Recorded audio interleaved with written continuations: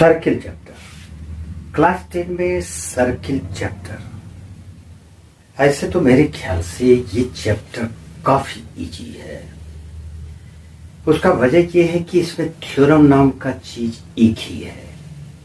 उसी थ्योरम से एक दो थ्योरम निकले हुए हैं, मेन थ्योरम एक ही है। तो जैसे ही थ्योरम की संख्या घट के 1 या 2 हो जाती है, जब थ्योरम ही एक है तो एक थ्योरम से कितने क्वेश्चंस, कितने टाइप के क्वेश्चंस बन सकते हैं, इसलिए ये चैप्टर इजी है। लेकिन फिर भी प्रॉब्लम है, स्टूडेंट्स को सर्किल एक भूत बनकर उसको पकड़ने लगता है। आज इस क्वेश्चन पर हम लोग डिस्कस करेंगे।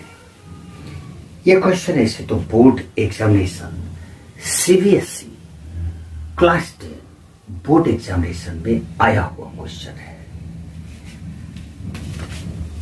ये जो डायग्राम देख रहे हैं आप लोग, ये एक सर्किल है जिसमें कि ए बी उस सर्किल का डायमीटर है जिसका सेंटर ओ है। ए बी सी एक ट्रायंगल है जहां पर कि एंगल भी राइट एंगल है। राइट एंगल का चिन्ह अभी तक दिया नहीं है, वो भी दे ही देता हूं। तो ये राइट एंगल हो गया, क्लियर।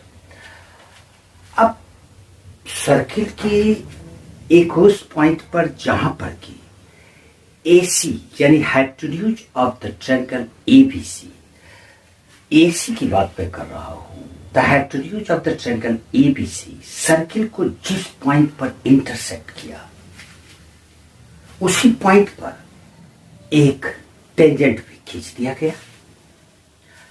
वो टेंजेंट जो कि मान लेते हैं कि वो पॉइंट P है, तो P पॉइंट पर जो टेंजेंट है उसको जब खींचते हैं तो ABC ट्रायंगल के साइड BC को एक पॉइंट पर कट कर देता है। वो पॉइंट का नाम M मान लिया। और साबित करना है कि ये जो पॉइंट M है ये BC का मिड पॉइंट होगा। ये आपका क्वेश्चन है, आप देख रहे होंगे, मैं एक्सप्लेन कर रहा था तो आपका ध्यान यहां होगा। इसको साबित करने के लिए 2-3 बात आपको जानना जरूरी होगा। सबसे पहली बात वो ये कि किसी भी सर्किल में टेंजेंट और ये अगर डायमीटर है या रेडियस है तो ये 90 होगा, जानते हो, मुझे पता है। दूसरी बात, किसी भी सर्किल में डायमीटर पर जो एंगल बनेगा ये राइट एंगल होगा। ये थ्योरम क्लास 10 का सर्किल का नहीं है, ये क्लास 9 सर्किल चैप्टर से है। इतना तो याद ही होगा आपको। अब एक और बात यहां पर आपको ध्यान में रखना होगा। Sum of angles of a triangle 180 होता है। तो अगर किसी भी ट्रायंगल का तीनों एंगल 180 है और अगर ये एंगल 90 है और किसी एक एंगल को हम लोग x मान लेते हैं, तो ये जो थर्ड एंगल है इसका वैल्यू कितना होगा? तो इसका वैल्यू हो जाएगा 180 डिग्री में इस दोनों एंगल को माइनस कर देंगे, यानी कि -90 degree minus X is equal to 90 degree minus X हो जाएगा। यानी कि थर्ड एंगल किसी राइट एंगल ट्रायंगल में अगर एक एक्यूट एंगल एक्स है तो थर्ड एंगल 90 माइनस एक्स होगा। एक थ्योरम और आपको जरूरत पड़ जाएगी इस क्वेश्चन को प्रूव करने में, जो कि क्लास 10 सर्किल में काफी इंपॉर्टेंट है।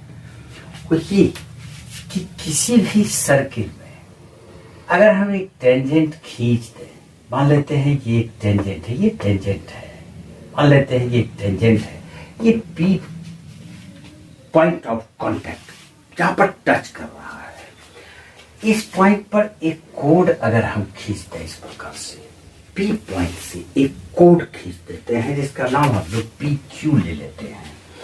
अब ये कोड और ये जो टेंजेंट है इसके बीच में जो ये एंगल बनेगा इसको हम लोग कुछ भी मान लेते हैं, एक्स डिग्री मान लिया। तो ये जो एंगल होगा इसी कोड पर सरकमफेरेंस पर जो एंगल बनेगा इसके इक्वल होगा, यानी ये भी एक्स होगा। इस थ्योरम का नाम है एंगल इन अल्टरनेट सेगमेंट। इस क्वेश्चन को प्रूव करने के लिए आपको इतनी सारी बातों को ध्यान में रखना होगा। उसके बाद जब ये बात आप अपने दिमाग में सेट कर लोगे सारी बातों को, तो ये सवाल चुटकी में बन जाएगा। ठीक, चलिए चलते हैं। अब इस क्वेश्चन को सॉल्व करने के लिए छोटा सा कंस्ट्रक्शन कर लेते हैं। बी पॉइंट को पी से इस तरह से ज्वाइन कर देते हैं। जब ये ज्वाइन कर दिया तो ये सर्किल का ए बी डायमीटर है, और जब ये डायमीटर है तो ये एंगल 90 डिग्री बनेगा। सेमी सर्किल यानी डायमीटर पर एंगल राइट एंगल बनता है। अब दूसरी बात, ये एक टेंजेंट है, ये वाला लाइन एक टेंजेंट है, ये टेंजेंट है, और ये बीपी एक कोड है, ये बीपी कोड और ये पीएम टेंजेंट। तो कोड और टेंजेंट के बीच में जो एंगल बन रहा है यानी ये वाला एंगल, इस एंगल को हम लोग एक्स मान लेते हैं।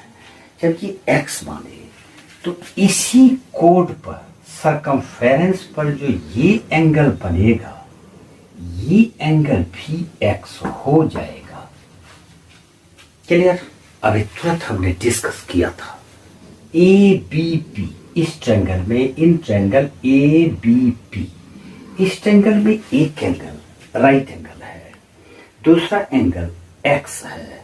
तो अभी तुरंत हमने देखा था कि किसी राइट एंगल ट्रायंगल में अगर एक एंगल एक्यूट एंगल एक्स हो और एक 90 है तो इसका जो थर्ड एंगल ये होगा, यानी एंगल ए बी पी वो 90 माइनस एक्स होगा, यानी ये एंगल 90 डिग्री माइनस एक्स हम फाइंड कर लिए।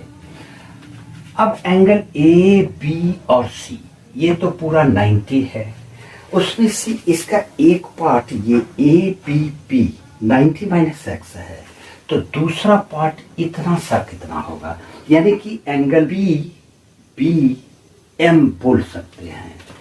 एंगल पी बी और एम ये हो जाएगा 90 डिग्री पूरा एंगल है, उसमें इस पार्ट को माइनस कर देंगे तो ये हो जाएगा 90 degree minus 90 degree minus X is equal to 90 degree minus 90 degree minus minus plus X, ये कैंसिल हो जाएगा एक्स। इसका मतलब ये एंगल एक्स हो गया, यानी कि एंगल पी बी एम भी एक्स और एंगल बी पी एम भी एक्स। किसी ट्रायंगल का अगर दो एंगल इक्वल हो जाए तो वो जो दो अपोजिट साइड्स होगा वो भी इक्वल हो जाएगा। तो जब ये एंगल एक्स और ये एंगल एक्स, तो हम कर सकते हैं P M is equal to B M, therefore P M is equal to P M ये साइड और पी एम ये साइड इक्वल हो जाएगा। अगर शॉर्टकट में इसको इक्वल करना हो तो एक बात और है, ये एम पॉइंट से दोनों टेंजेंट है तो दो टेंजेंट इक्वल होता ही है। मैं ये भी कह सकता था, आप इसका यूज कर सकते हैं, लेकिन ये एंगल फाइंड करना जरूरी था बाकी के लिए, इसलिए इसको करना पड़ा। अब चलिए अब हम लोग चलते हैं ये लाइन ए पी सी पे। ए पी सी एक स्ट्रेट लाइन है जिसमें how many angles are there, angle ये वाला 90 डिग्री, दूसरा ये एक्स और तीसरा ये, यानी एम पी सी, तीन एंगल बन रहे हैं यहां पर। तो एंगल एम पी सी कितना होगा, now angle MPC, MPC is equal to MPC EPC, एक स्ट्रेट लाइन है, इस पर जो 3 एंगल्स हैं इसमें से 2 एंगल 180 में सब्ट्रैक्ट कर देंगे, थर्ड एंगल फाइंड हो जाएगा। यानी कि 180 डिग्री माइनस ये एंगल यानी 90 डिग्री, और फिर माइनस कर देंगे इस एंगल को यानी x को। तो ये हो गया 180 डिग्री में 90 माइनस कर देंगे, इसको एक साथ रख लो, और माइनस x यानी कि 90 डिग्री माइनस x। तो ये एंगल निकल गया हमको 90 डिग्री माइनस x, यानी angle MPC 90 degree minus x। अब देखो इन ट्रायंगल ABC, इस ट्रायंगल में, बड़े वाले ट्रायंगल में एक एंगल राइट एंगल गिवन है 90 डिग्री है, दूसरा x है। तो अभी तुरंत हमने फाइंड किया था कि किसी राइट एंगल ट्रायंगल में अगर एक एंगल, एक एक्यूट एंगल x हो और एक तो 90 है ही, तो जो थर्ड एंगल होगा वो 90 माइनस x होगा। तो ये एंगल भी 90 माइनस x हो गया।